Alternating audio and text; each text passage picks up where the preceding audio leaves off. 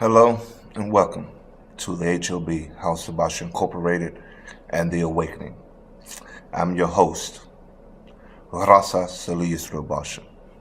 Once again, I've been approached by several of my viewers inquiring about the young lady who's blatantly laying hands on her child in public at a protest in Baltimore. Now, I know many of you are left wing and right wing about this protest, and many of you are personally, spiritually, or emotionally, family led about the situation in which how the mother handled her son in the midst of this protest. There is a concern. Some people feel that there should be charges brought to this mother from disciplining her child in public.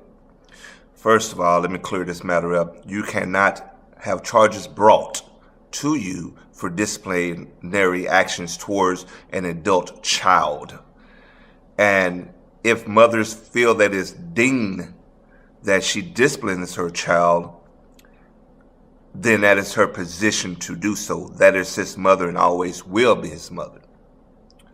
But when disciplinary action stops, it's when a man realizes he is a man and his mother cannot no longer lay hands on a man-child. Be it, you are no longer a man-child, you are a man. So their case, age is simply just that, a fraction or an identification of a number to identify the one's birth in numbers of the sun, rise, and sets. But you are still mentally and challengingly a man in all factors. But if you behave as a child and carry yourself as a child and respond as a child, then you are a child. You can be 30 years old, 25, 30, 40, 50, 60 years old, and your characteristics and your mental set, your mind, state of mind, frame, responds as a child, then therefore you should be disciplinary as a child in public. So you cannot tell a mother how to handle her man-child.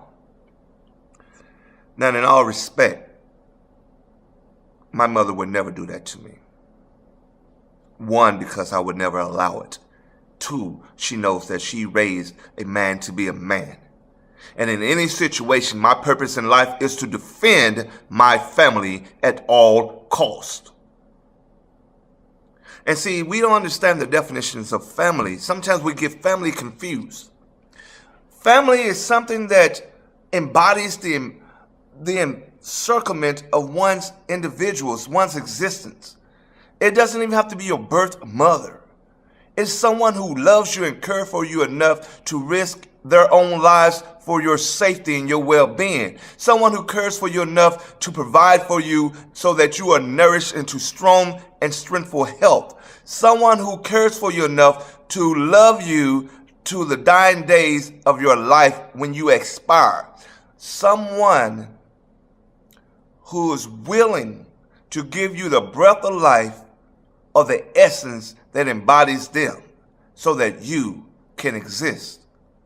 That is family. I don't care if you're my uncle, my mother, my sister, my brother.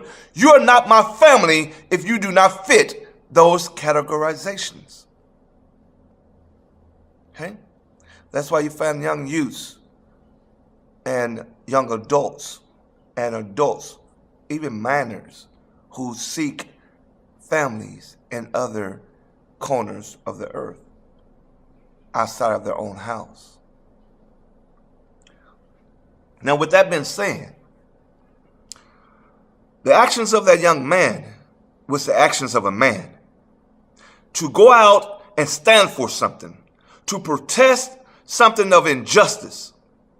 The actions of that woman was not properly displayed. She responded out of fear and emotion. Her answer was that she didn't want her son to end up like the man who was killed by Baltimore's police department. That's why she responded the way she did.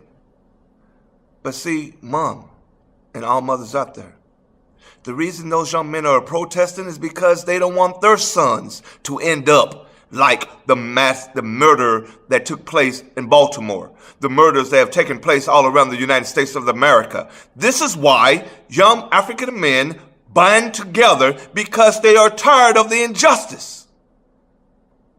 I have gone on record to express this to you and my brothers and sisters who are in agreement with me or not in agreement with me.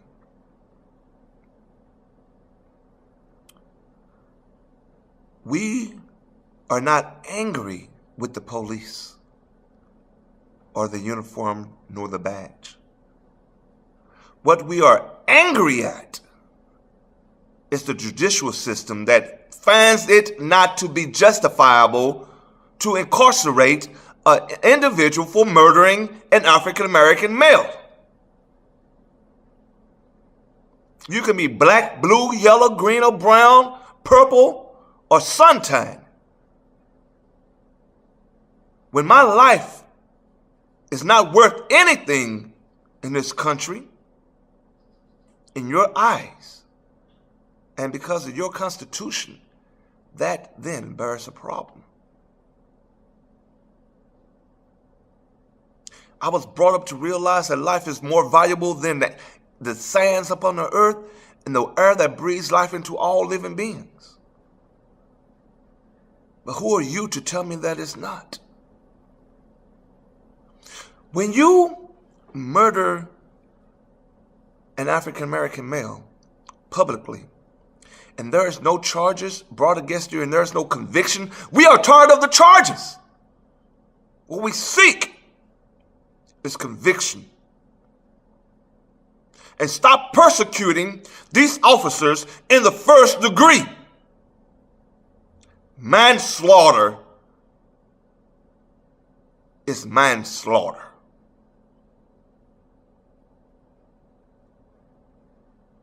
I know I hear many of you right now saying, well, man, leave that in God's hand. God will deal with it. I understand. What if Dr. Martin Luther King's mother, in his moment of protest against civil injustice, walked up to him and started slapping the shit out of him and telling him, Martin, sit down. Do not do this type of thing. Where will you be today? Where will we be today? What if Malcolm X's mother did just that same thing? Where will you be today?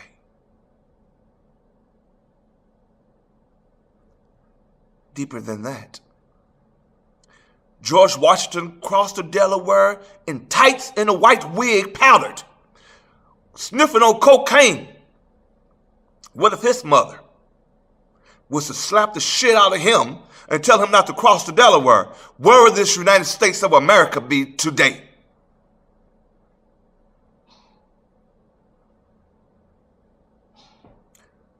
Moms,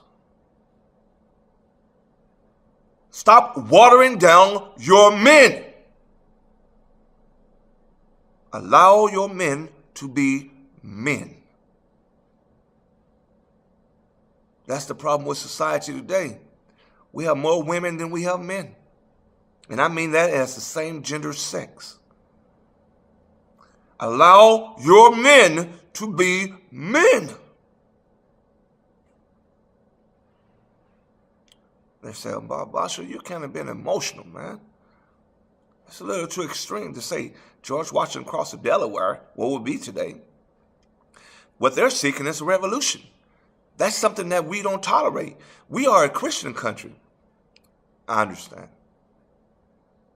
And I'm not attacking anyone behind their religion or their faith. So let's get that clarified. I care nothing about your religion or your faith. I bear no religion. I bear no faith in that matter. I personally serve and bow and praise the one true living God, and there will be no other. simply. And I personally and pray and give thanks to my brother who did his responsibility and mandated his post. And to the Holy Spirit that governs and guides and protects me, I thank my Creator for that. I care nothing about your religious beliefs and your views and opinions. No. What I care about is this. History has showed us repeatedly that if you don't stand for something, you'll fall for anything. So what are you trying to say? HOB, the awakening, what you're saying? There was a time in history when America was not America, but a colonies of many different parts of Europe. Let's not forget the indigenous individuals had lived here before the Europeans even arrived. I'm not even going to go into history on how they got here. So we're just going to start from that point. But there was a king who believed in taxation, injustice, virtual representation. There was a king who believes in manipulation and controlling a people who escape his umbrella. Let me back up. There was a people who lived in a nation or country called Europe. They got tired of being treated unjustly. They banded and jumped on ships and got the hell out. They wanted to worship the way they chose to worship. They didn't want the Christianity beliefs forced upon them. They didn't want to be put in prison because they didn't believe in this Christian faith. They didn't want to be shot in the street and murdered because their children, their wives, and their husbands, their spouse, and their neighbors didn't believe in Christianity.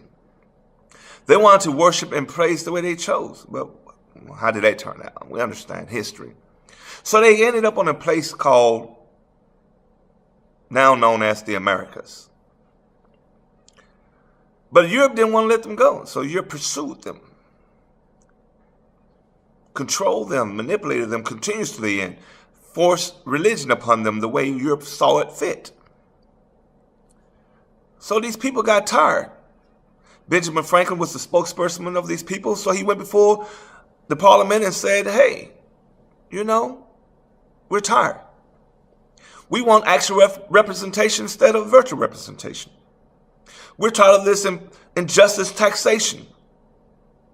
We want to be able to provide, make a living, and create on our own. We don't want to be governed by your rules. We love the way you fashionably dress, but we don't like the way you treat us. Parliament sent a response and said, well, let's talk further about this. But 8 representatives of eight different colonies came together and said, we're through talking. We're past that point. We're through listening. They have shot us down in the square. Their militaries have invaded our homes, raped our women, ate up our food, our ravishings. They take over our stocks as they will. They take our brass, our gold, our coins. They just chose to do as they wish to do, and they killed even a child by playing in his own yard because he threw a rock at some official, gunned him down. And there is no justification for that. There was no one put in prison for those criminal acts and those heinous behaviors. Wow, sounds familiar, doesn't it?